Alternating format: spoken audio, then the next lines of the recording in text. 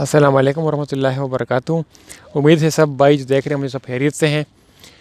आज इस वीडियो में बात करेंगे आपसे लग्ज़मबर्ग के बारे में और लग्ज़मबर्ग का वीज़ा को कैसे मिलेगा। जो मुझे कमेंट ज़्यादातर मिले हैं मेरे वीडियोस पर, तो भाई लोग पूछते हैं कि भाई लग्ज़मबर्ग का वीज़ा कैसे मिलता है, कौन सी जॉब्स की डिमांड है लग्ज़मबर्ग में, और लग्ज़मबर्ग में डॉक्यूमेंटेशन प्रोसेस क्या होगी वीज़ा के लिए, वीज़ा का रेशियो क्या है, सक्सेस रेट क्या है, और इसके अलावा लग्ज़मबर्ग में आने के बाद वहाँ पर टीआरसी या परमानेंट रेजिडेंसी कैसी मिलती है, और अप्लाई करने का तरीका क्या होगा, क्या रिक्रूटमेंट एजेंसी है वहाँ पर या नहीं है, क्या हम ऑनलाइन वेबसाइट के ज़रिए अप्लाई कर सकते हैं, क्या हमें कोई डन बेस के ज़रिए किसी तरीके से लग्ज़मबर्ग का वीज़ा मिल सकता है या नहीं, और लग्ज़मबर्ग कैसी कंट्री है। सब इन्फॉर्मेशन, सब मालूमात इस वीडियो में आपके लिए होगी। खासकर वो मेरे भाई लोग जो अक्सर मुझे सऊदी अरेबिया से देखते हैं, जो मुझे दुबई से देखते हैं, तो उनको भी आंसर मिल जाएगा इस वीडियो में, क्योंकि वो भी कमेंट करते हैं कि भाई हम दुबई से कैसे जाएँ, हम सऊदी से कैसे जाएँ, कतर से कैसे जाएँ, ओमान से कैसे जाएँ।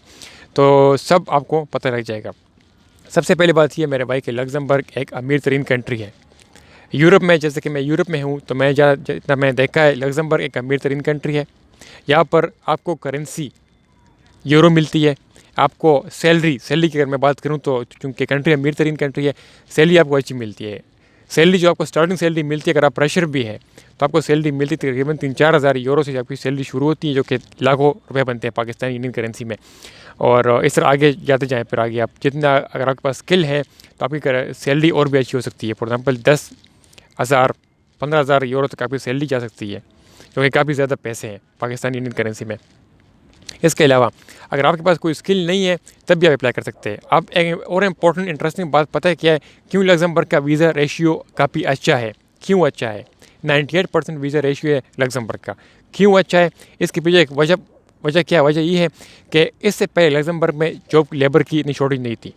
लेबर की शॉर्टेज जब नहीं थी तो भाई वीज़ा रेशियो इतना अच्छा नहीं था, क्योंकि लग्ज़मबर्ग लोगों को नहीं बुला रहा था। जब लेबर की शॉर्टेज लग्ज़मबर्ग में आ गई तो क्या हुआ, इससे जो लोकल जो लग्ज़मबर्ग के यहाँ पर सिटीजन्स हैं, लोकल जो लोग यहाँ पर रहते हैं लग्ज़मबर्ग में, उन्होंने फिर जॉब के लिए अप्लाई करना शुरू कर दिया और उन्होंने फिर जॉब करने शुरू कर दिए। इसके साथ साथ फिर क्या हुआ, फिर जब लोकल आबादी से लग्ज़मबर्ग में लेबर की शॉर्टेज की कमी पूरी ना हुई, इसी वजह से फिर लग्ज़मबर्ग ने ये फैसला किया कि हम जो एशियन कंट्रीज़ हैं, थर्ड वर्ल्ड कंट्री जो है Pakistan, India, Nepal, Bangladesh, non European country जो के नन ईयू पीपल जो है, उनको हम बुलाते हैं, उनको हम वीज़ा देते हैं ताकि वो हमारी कंट्री में आए और वर्क फोर्स हमारे कंट्री में बढ़ जाए, ताकि हमारी कंट्री की इकोनॉमी चलती रहे इस तरह।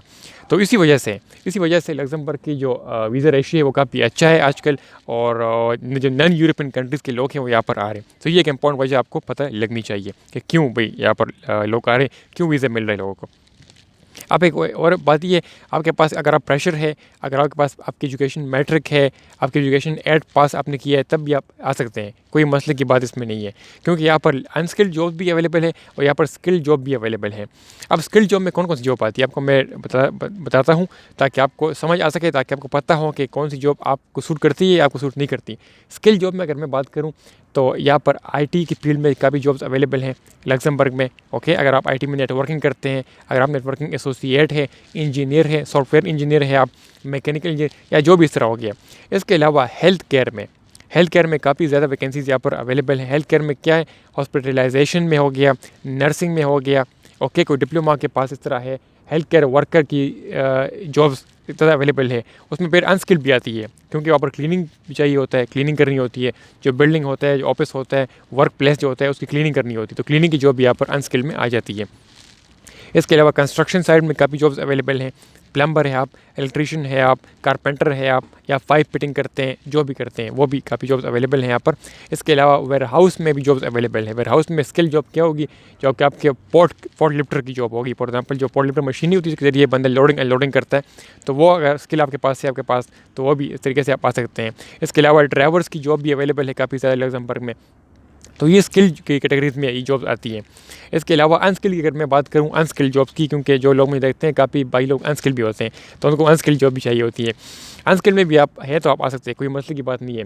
अब कौन सी जॉब्स अवेलेबल हैं यहाँ पर, आपको मैं वेबसाइट भी दूंगा, आपको मैं वो कंपनी का नाम भी दूंगा जहाँ पर आप ऑनलाइन अप्लाई करके आपको वीज़ा मिल सकता है, आपको वर्क परमिट मिल सकता है, आप यहाँ पर आ सकते हैं। डॉक्यूमेंटेशन क्या हुई वो भी इस वीडियो में आपको बताऊंगा मैं at the end of the video, क्योंकि डॉक्यूमेंटेशन अगर आपकी पूरी नहीं है, अगर आपकी डॉक्यूमेंटेशन सही नहीं है तो आपको मेरे भाई वीज़ा नहीं मिल सकता। ओके, तो वो बहुत लाजमी चाहिए, क्योंकि वीज़ा बातों करने से नहीं मिलता। इन्फॉर्मेशन तो आपने ले लिया, लेकिन आपने अप्लाई पर कैसे करना है और सब कुछ कैसे करना है वो इंपॉर्टेंट बात है, क्योंकि वीज़ा उसके ज़रिए मिलता है। एम्बेसी में आप डॉक्यूमेंट सबमिट करते हैं, एम्बेसी में आप खुद जाते नहीं है। अगर आपका इंटरव्यू हो तब जाते हैं, ऐसे नहीं जाते। अच्छा, तो अनस्किल्ड में ये सारी जॉब हो गई, सुपरमार्केट की जॉब हो गई, सुपरमार्केट में भी जॉब अवेलेबल है। इस तरह वहाँ पर कैशियर की जॉब हो गई अनस्किल्ड में। अच्छा, वहाँ पर क्लीनिंग की जॉब हो गई, वहाँ पर सेलमैन की जॉब हो गई। अच्छा, इस तरह रेस्टोरेंट होटल्स में क्लीनिंग की जॉब हो गई। डिश वाशर, जो बर्तन धोने वाला नहीं होता, सफाई करने वाले जो होता है, इसकी जॉब हो गई। ये भी काफ़ी जॉब्स यहाँ पर अवेलेबल है मेरे भाई। कुक की जॉब अवेलेबल है सुपरमार्केट है, होटल और रेस्टोरेंट में कुक की जॉब, अगर आप कुकिंग करते हैं, शेफ़ है अगर आप, तो वो भी अच्छी सैलरी मिलती है यहाँ पर। ये तो जॉब्स की बात होगी, कौन कौन सी जॉब्स यहाँ पर अवेलेबल है, कौन कौन सी जॉब्स यहाँ पर इन डिमांड है। ओके, लिस्ट में दे दूँगा, आप चेक कर सकते हैं। अब इसके लिए एक और इम्पोर्टेंट बात यह है कि लग्जमबर्ग में अगर आप आते हैं तो लग्जमबर्ग में आपको पीआर भी देते हैं। आपको तकरीबन 5, 6, 7, 8 साल के बाद आपको पीआर दे देते हैं। आपको वर्क परमिट जब आपको मिलता है लग्जमबर्ग का, तो लग्जमबर्ग के जो एम्प्लॉयर्स हैं, क्योंकि मैंने आपको पहले बताया कि वर्ल्ड की रिचेस्ट कंट्री है यहाँ पर, यूरोप में हैप्पीएस्ट कंट्री है, तो यहाँ पर आपका जो एम्प्लॉयर होता है वो सब कुछ आपके लिए करता है। आपका टिकट, आपकी एकोमोडेशन भी करता है, आपके लिए रहने खाने का निज़ाम जो होता है वो भी करता है। इसके अलावा आपकी जो ट्रांसपोर्टेशन जो है वो तो एम्प्लॉयर करता ही है, लेकिन एम्प्लॉयर अगर ना भी करे तो कोई मसले की बात नहीं। क्यों? क्योंकि लग्जमबर्ग में सारी की सारी ट्रांसपोर्टेशन जो है वो फ्री है। आप जहाँ भी जाते हैं, आप काम के लिए जाते हैं, सैर करने के लिए जाते हैं, खाने के लिए जाते हैं, खाना खरीदने के लिए जाते हैं, आपकी ट्रांसपोर्टेशन बस में, ट्रेन में, सब कुछ आपको फ्री मिलता है। उसके लिए पैसे नहीं अदा नहीं करने पड़ते। इसके अलावा टैक्सेस का भी लो है यहाँ पर। टैक्सेस लो होने की वजह से टैक्सेस आप लो अदा करते हैं, फॉर एग्जांपल, तो आप सेव कर सकते हैं। क्योंकि अक्सर ये मसला होता है कि अक्सर सैलरी तो अच्छी होती है, 3-4 हज़ार सैलरी है यूरोप में, कंट्रीज में अक्सर सैलरी होती है, लेकिन वहाँ पर टैक्सेस ज़्यादा होते हैं। अगर आपकी सैलरी 2,000 है तो आपको 500 यूरो टैक्स अदा करना पड़ता है, जिससे फिर आप सेविंग नहीं कर सकते, क्योंकि यहाँ पर अपना खर्चे भी होते हैं, तो सेविंग नहीं कर सकते। लेकिन इस कंट्री में लग्जमबर्ग में आप सेविंग कर सकते हैं, क्योंकि यहाँ पर टैक्सेस काफ़ी कम है। तो ये एक और इम्पोर्टेंट इंटरेस्टिंग बात है लग्जमबर्ग की। इसके अलावा अगर मैं बात करूं कि लग्जमबर्ग की नेबरिंग कंट्रीज़ कौन कौन सी, तो स्वीडन और जर्मनी, फ्रांस, बेल्जियम है, जो कि काफ़ी एडवांस कंट्रीज। अगर आप लग्जमबर्ग में आते हैं तो आप इन कंट्रीज में मूव कर सकते हैं। अब बात करता हूँ आपसे डॉक्यूमेंट्स की। डॉक्यूमेंट में क्या होनी चाहिए? आपका एम्प्लॉयर आपको डॉक्यूमेंट्स गाइड करेगा, बताएगा, लेकिन मैं जनरल आपको बोलता हूँ। डॉक्यूमेंट्स में आपका पासपोर्ट हो गया, आपका ID कार्ड हो गया, आपका हेल्थ इंश्योरेंस हो गया, और इसके साथ आपका बैंक स्टेटमेंट भी लगाना है, क्योंकि बैंक स्टेटमेंट काफ़ी लाजमी है। अगर आप बैंक स्टेटमेंट नहीं लगाते तो फिर आप यहाँ पर नहीं आ सकते। बैंक स्टेटमेंट में कम से कम यार पूछते लोग कितने पैसे होने चाहिए बैंक स्टेटमेंट में, तकरीबन 3 महीने से लेकर 6 महीने तक का आपका स्टेटमेंट मेंटेन होना चाहिए। ओके, और इसके साथ तकरीबन 20-30 लाख रुपये तो आपके अकाउंट में होने चाहिए। अगर आप वर्क परमिट की बात करूँ, अगर आप शेंजन वीज़ा की बात करते हैं, शेंजन वीज़ा की तो काफ़ी ज़्यादा है। इसके अलावा एक और इंटरेस्टिंग बात ये लग्जमबर्ग के बारे में कि ये ई-वीज़ा की तरफ जा रहे हैं। लग्जमबर्ग बहुत जल्द ई-वीज़ा की तरफ जा रहे हैं, तो आपको वीज़ा ऑनलाइन घर बैठे मिल सकता है। ये चीज़ भी लग्जमबर्ग लागू कर रहे हैं। फिनलैंड के बाद दूसरी कंट्री है यूरोप में जो कि ई-वीज़ा की तरफ जा रही है, तो आप घर बैठे ही आपको वीज़ा मिल सकता है, आप अप्लाई कर सकते हैं। शेंजन वीज़ा की अगर मैं बात करूँ। अच्छा, तो ये तो डॉक्यूमेंटेशन हो गई। ये वेबसाइट लिंक दे दूंगा, आप अप्लाई करें वहाँ पर। सबसे पहले अप्लाई करने से पहले क्या है, एक और इंपॉर्टेंट बात सुने, यूरोपास CV बनाए मेरे भाई। अगर आपके पास यूरोपास CV नहीं है तो आप अप्लाई नहीं कर सकते हैं। यूरोपास CV के ऊपर वीडियो बनी है, कॉल लेटर के ऊपर वीडियो बनी है, चेक करें, लिंक मिल जाएगा डिस्क्रिप्शन में। और वीडियो इस तरह बनाए CV पर अप्लाई करें हर जॉब के लिए। और CV में सिर्फ सिंपल जो जिस जॉब के लिए आप अप्लाई कर रहे हैं उसी जॉब के मुताबिक आप CV तैयार करें, ये कि हिंट है आपके लिए। और टैग्स भी लाजमी लेके, CV में टैग्स लाजमी लेके, जो इंपॉर्टेंट कीवर्ड्स होते हैं वो CV में लाजमी लेके जो जॉब के लिए अप्लाई करें, ताकि एम्प्लॉयर्स को आपकी CV फाइंड करने में आसानी हो मेरे भाई। यही वीडियो में, अगर आपकी वीडियो अच्छी लगी यार प्लीज़ वीडियो को लाइक करें, चैनल को सब्सक्राइब करें, अपना अपनी फैमिली का ख्याल रखिए। मुझे इजाज़त, अल्लाह हाफ़िज़।